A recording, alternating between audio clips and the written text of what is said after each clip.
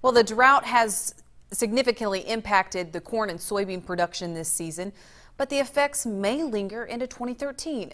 Supplies of seed nationally will be tight for the second year in a row. AgDay's Michelle Rook talked to a cross-section of the industry to determine seed availability and how that's impacting pricing. Michelle?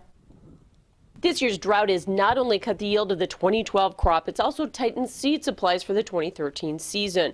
Mustang Seeds of Madison, South Dakota is just one of the regional companies facing production issues. It has been a challenge more than I've probably seen in the 20-some years that I've been in the seed business. Most of the majors are downplaying the impact, saying they've been able to minimize their risk. We've got our production spread across the entire Corn Belt, a number of different locations from some northern geographies, western geographies through the central Corn Belt.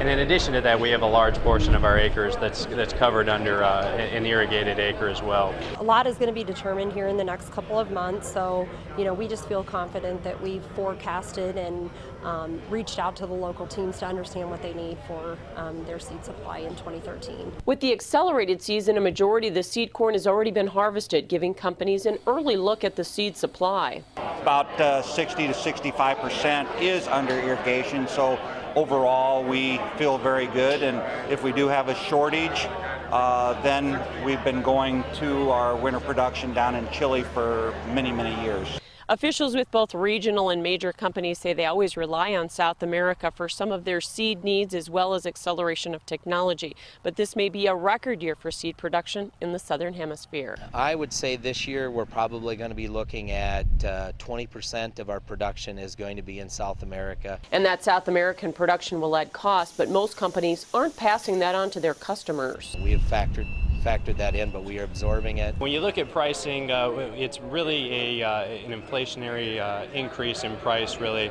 we're not seeing anything significant there. As far as U.S. soybean seed supply, company officials say they're in better shape with that crop than with corn. Our seed brands and our production have a very big footprint.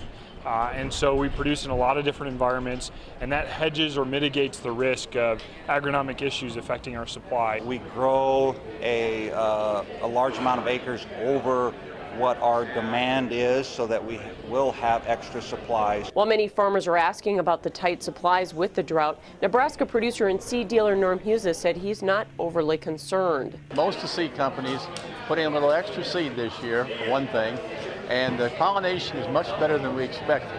In any event, farmers are being encouraged to book their seed early. I always would encourage them to get in early, even if it's just a seed reservation, to place a commitment with their local seedsman. That always helps to ensure that you're getting the seed that you do need. I'm Michelle Rook reporting for AgDay. Thanks, Michelle. Many of the seed company officials say seed production was hit harder last season because of the widespread pollination problems with the corn crop that greatly impacted seed supply.